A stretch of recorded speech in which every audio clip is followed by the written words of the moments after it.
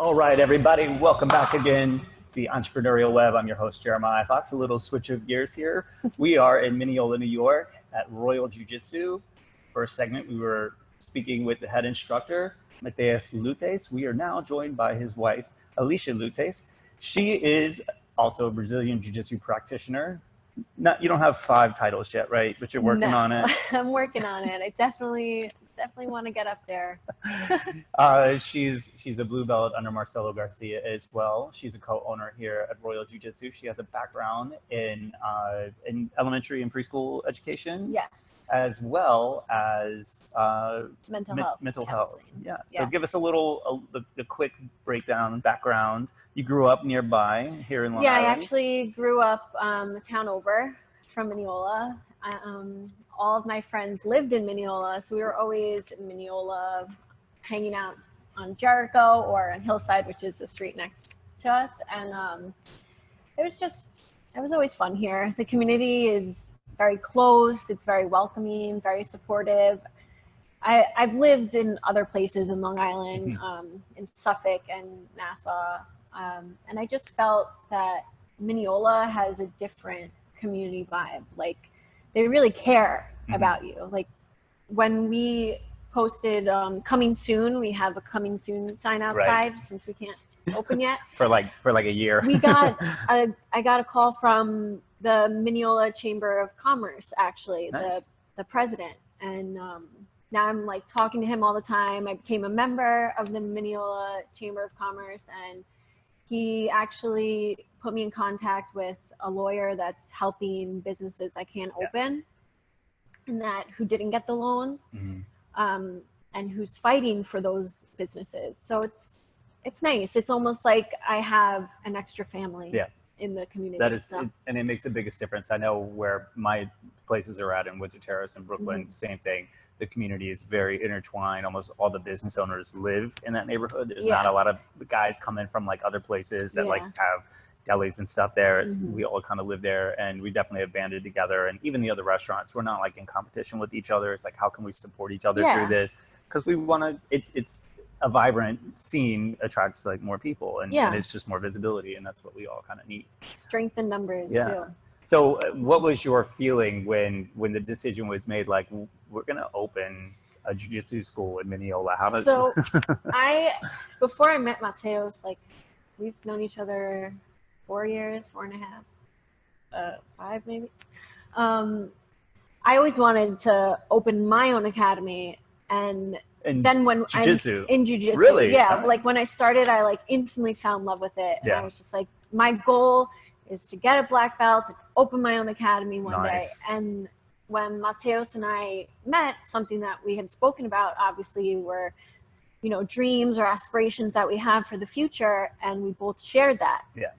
So when we got the opportunity to start building our own place, it was really special because we both shared the same image of it. We both shared the same values of what we want to bring into the academy. And it's a little hard having your husband or your wife as a business partner, but I'm familiar. We have some friends giving us advice. We call that counseling. Yes. Help, free counseling. I give them free food. We'll take free food anytime from you, man. But it's cool. It's something that's very special to us, and to have it in the area that I grew up is something really special to me, because it's like I have my friends passing and they're like, oh my God, it's so exciting. Like, we're just driving to our house and we see your academy and we can't wait till you open. And it makes a big deal. I mean, I say constantly, because, we live in the community where our businesses are at, our kids have all gone to the local schools. Like, especially recently, that is what has survived us, because nobody else is coming around. It's not like people are frolicking around streets in Brooklyn like, oh, let's go get something to eat. Like, that's dead, that's gone. Hopefully it comes back. But it's really been those relationships and the connections that we've had for a long time. We've been in the community for 15 years. Wow. So you get the opportunity, to really meet a lot of people and really, like, you bond. And it literally survived us. Without that, it wouldn't be there. So all of you that are listening from Windsor Terrace, Thank you. That's awesome. So yeah, I think, that could be a what do they call that? The shoe in your hat, whatever, something like that. What's the saying? I'm always bad with those. I mix them up too. I mix like two like classic sayings up. Yeah, create your own. Yeah, exactly. But that will likely be a big deal. Hopefully, will play out well for you guys. And we definitely. I mean, I love kids, and we have one kid right now, Luna. Where is she's in her cage behind the desk that I made for her. We almost had a third special guest. We might still. We might. She might come out. We don't know. But something that I really wanted to do was like go to the surrounding schools. There's a lot of elementary schools. There's high schools. There's like so many schools surrounding where we are right now, where we're located. And my brother went to Shamna. That's like the biggest high school, Catholic high school that we're near. It's an all boys high school, and they're really great with wrestling too. They need jiu-jitsu. And they're always in contact with my family still. Like that was something that was part of their school. Is they're like a little community. Alumni relations and everything, And St. Aidan's was where my brothers and I went to middle school and elementary school. So I wanted to go there too, and obviously all the other schools, but just to offer, our services to them. Like, hey, when we open, we would love to work something out with you. And just to get, bullying is like such a big thing now. And there's a lot of cyberbullying, but the in-person bullying hasn't stopped either. And these kids, it would be, whether you want to look at it as like learning how to defend yourself. Obviously you always want to learn how to defend yourself, especially as a child. You're smaller than everybody. But to have that confidence, to get that confidence when you're from jiu-jitsu, from training, to feel empowered, it helps to stand up for yourself. And both for children and women, that's something like I saw that on your website. That's something, a point of big interest for you. Do you want to talk about that a little bit more in terms of like, you're in this community where you grew up, you talked about the schools, but as well, just like what are some of the values that you hope to share from Royal with the community? Just to show them that nobody is incapable of defending themselves, and it's also not too late to start.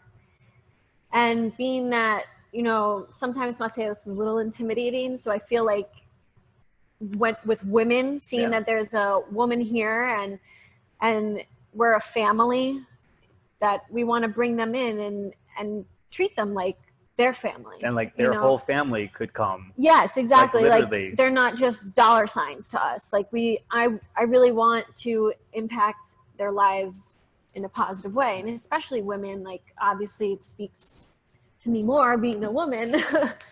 But you have a daughter as well. Yeah, exactly. And it's scary. Having a daughter is very scary in this world. I got 3. But, and they all do jiu-jitsu. Yeah, but it's like, it's a requirement. Yeah. Like you want to go to the park, you got to do a class first. That's something that I said, Matheus and I, when we were talking about, Luna doing jiu-jitsu, and we don't want to force her to follow our footsteps and our dreams. Right. But we're going to force her to learn how to defend herself. So whether what she wants to do with it from there is on her, but she's going to learn how to defend herself. She doesn't have to open a school, but you got to know how to choke somebody out. Yeah, you got to be able to hip toss somebody, do something. But being a female and I'm a lot smaller. Yeah. It's definitely opened up a lot for me, confidence-wise. Talking about feeling empowered, like there's just something so magnificent about feeling that you can toss somebody over you who's like 300 pounds and I'm like 125 pounds, and it doesn't matter. I could still toss them over, armbar them, and get away. And how does that apply to opening a martial arts school in the middle of the pandemic? It's like it's more like an elephant, right? Yeah. Oh my God. It's been really tough. Obviously we have bills to pay and 3 mouths to feed. So it's hard, but luckily we have family who helps us if we need help, and we're just waiting and we're hoping. We've had some people contact us and they were like, we don't care if you're closed. We'll help you out with money. And we were like, no, we don't want to do that. When we open, we just want to open and everyone feel that we just want them.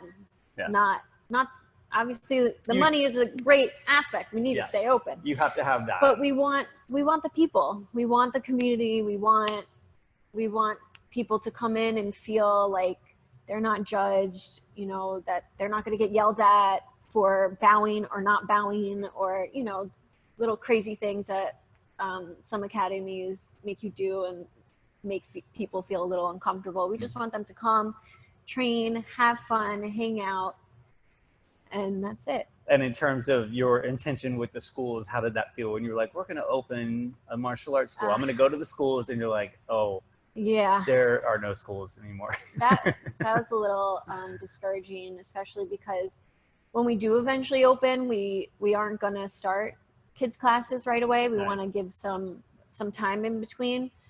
So that was difficult for me, I think, especially because I was super amped up about the kids and running the kids classes and having Luna start with other children her age and going to the schools that my family went to and that I went to and being like, hey, I'm back. And look, I have a business. My husband and I opened a business and we want you guys to come and this is why. So it's discouraging, but you know, there's a reason for everything. I really firmly believe that there's a reason for everything. And for some reason this is happening and we'll get through it. And have they made announcements here about, like, especially public schools? I know in the 5 boroughs, it's just anybody's guess. Nobody knows what's going on. I mean, the last that I heard was they were going to do like alternating days. Yeah. So students in Group A will come on Monday, Tuesday, Wednesday, whatever. And then Group B will go on the days that Group A isn't there. And I know that they have them in some crazy conditions where they're all in like a cubicle of like, you know, that thick plastic that's not glass. So they have them like in a box with the thick plastic. You have to wear a mask, and then they also have to wear a shield, like a face shield. And then the teacher has to do the same as well. Yeah. So I feel really bad for for the kids. I really do. It's like torture. Yeah, it's so like nuts. You would think that maybe the box is enough. Enough, right? And the fact that you can't interact with each other, it makes me really sad. You can't get a kid to sit down or stop talking. How are you going to get them to keep a mask and a face shield on? And stay in a little cubicle. It's nuts. I haven't heard about recess, but I'm assuming there's no recess because you can't interact with each other. What are you going to do? You know, or how are they going to do lunch? But does it seem like pretty set in stone they plan on doing that here? The last that I heard was that was what was going to happen. At first, they were thinking of having everything digitally. Right. But even they were saying that some schools are going to still have it digitally. Yeah. So you're going to be in class, but you're going to be on a computer or an iPad or something like that. Yeah. So it's still like no books, no like paper and pens, nothing. And it makes me think a lot about what's going to happen to like penmanship, what's going to happen to their eyes. The domino effect. The domino effect is scary. All right, we're going to take a quick break. We'll be back in just a minute for our last set. You're listening to the Entrepreneurial Web. Hang tight, everybody. Okay, everybody, we're back. Last portion of the show today. Again, we're here with Alicia Lutes. She is a co-owner of Royal Jiu Jitsu in Mineola, New York.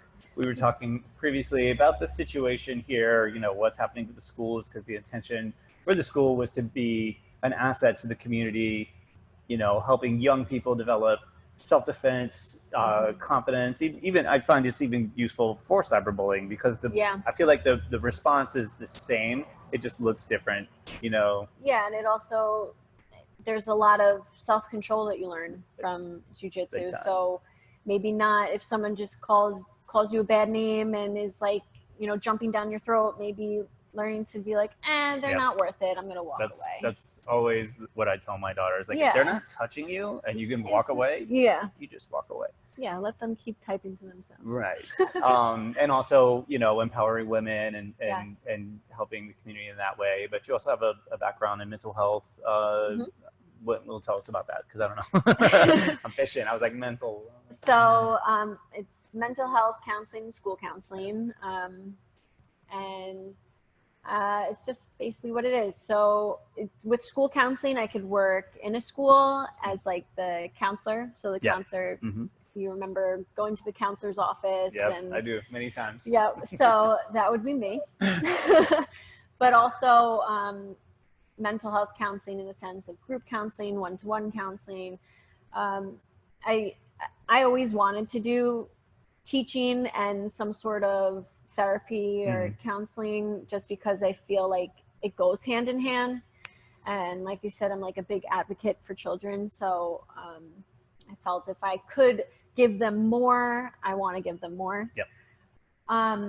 But I feel like, you know, with this pandemic alone, the suicide rates went up, domestic abuse, child abuse, everything went up. Because, crime. So drug addictions. I had a few friends of friends. I know people are drinking a lot. Yeah, because I have a wine store. Yeah. I was like, you guys are going to survive Corona, but the consumption, I'm not sure. Yeah, I don't know how your liver's going to be at the end of this. No. Yeah.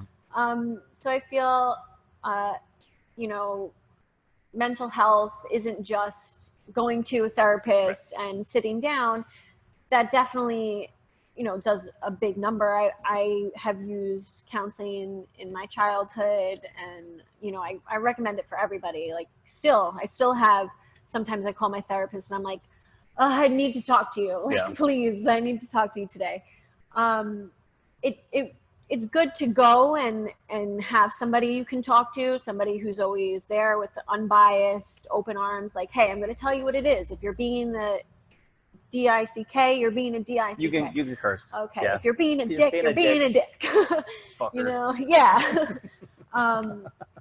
but it's also that physical aspect. Like, it's just biological that when you are working out and your blood is flowing, that serotonin is rushing to your brain.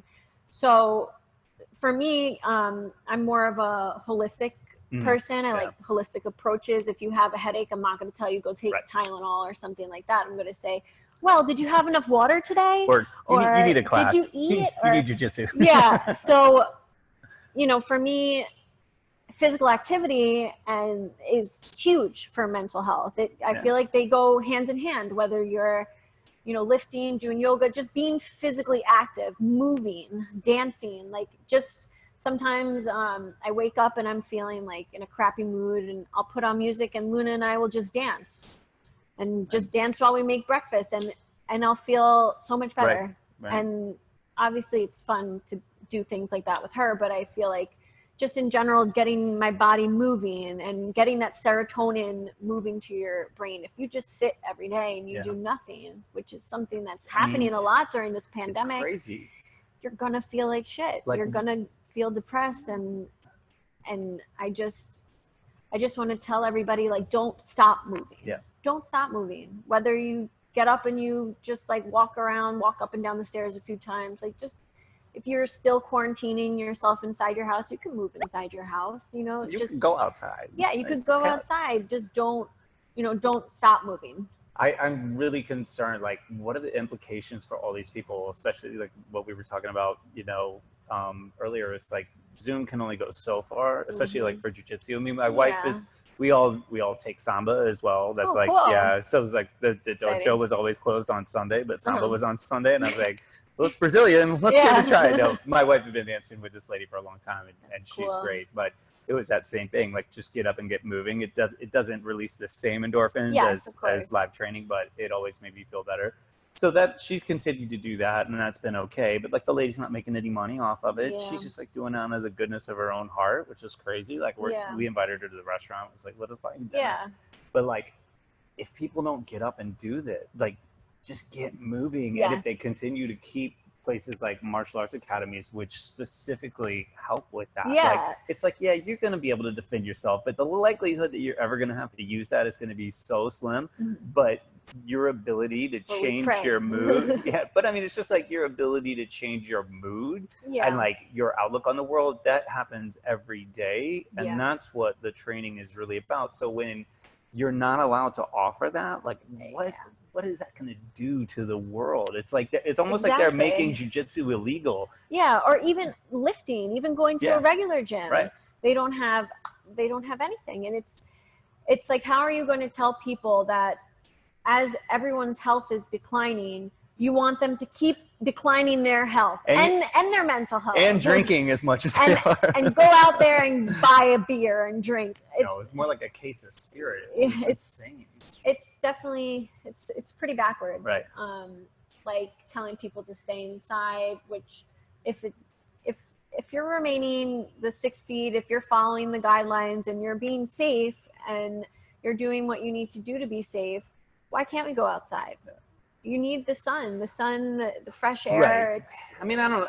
Some people have definitely, and I think it's more of like, social media warriors, or like, don't go outside. I feel like the CDC's and, the state has been like, yes. Go outside, get some fresh air. It's actually better for you and get out and move your body. But a lot of people have taken this on, like, I'm supposed to just like huddle up in my home. Well, in the beginning, it was like they were making everybody so scared, and they were saying, "Do not go outside. Don't go outside. Stay inside." And then now it's like, okay, everyone go outside. It's better to be outside. Don't stay indoors and clustered. And and I agree. And part of that, which I wish they agreed with, is also doing stuff like jiu-jitsu and having gyms and academies open, because there's just something, like, I'm sure everybody is so frustrated with what's going on. Everyone has a lot of built up tension, and I don't know about you, but I definitely feel that when I'm having a pretty crappy day and I'm feeling frustrated and angry, like, it feels good to let it out with rolling. It just feels great. I mean, even just like a guard passing drill will change my entire day. Like, it just takes that little bit. The movement. And just that sense of like, you don't know what's going to happen. We're like, drilling is great, but it's just like, but it's also keeping your mind focused on this, because if you don't stay focused, and let's say you're training, or even if you're drilling, if you don't stay focused and you mess up, you're like, you could hurt your training partner. But it's getting into your brain, into your own head that way where like you forget about everything else. And then when you're done, you look back at that stuff and you're like, oh. You can look at it with like a more calmer, clearer mind. So what's your, like, I'm sure you ponder this daily, what's your vision for like getting reopened? What do you think, or do you have like recommendations? Like I asked your husband, if you were talking to Cuomo right now, what would you say? Or would you just choke him? You're like, can you just look that way? I'm not as nice. I feel like I would tell him, like, what the F are you doing? He's forgetting about all the small businesses. He's forgetting. I hear it's horrible in the city. It's rough. It's a lot worse. Really rough. But how are you going to tell people to continue? Like, I don't know. I feel like we're all adults, and if we're following the guidelines and if we're keeping safe, then why can't these places be open? Why can't we be open? And he's bringing us in a shit ton of debt. So, and there's no talk of like any help that way. And I heard that there's a stimulus check that's going to be coming again, but still, like, you think you're getting your cut? Like, how can people survive on just that? And it's nuts. It's something has to be done. Like, something has to be done, because not saying anything in over 14 days about the openings of venues, of gyms, academies, etc. Like, everything that was supposed to be open in phase 4 that you were like, no, you can't. They're like, that's the last one, but like half the businesses aren't. But you have malls open, you have bars open, you have outside seating, which if you could fit 300 something people outside, and it's okay. Because if you can accommodate it, you can accommodate it. It's very frustrating, and I feel like he's not really thinking about everyone, you know? Yeah, I agree. Home Depot, big corporations have been open the entire time. And that's who's getting that money. And that's who's getting the money. Well, we got to wrap it up.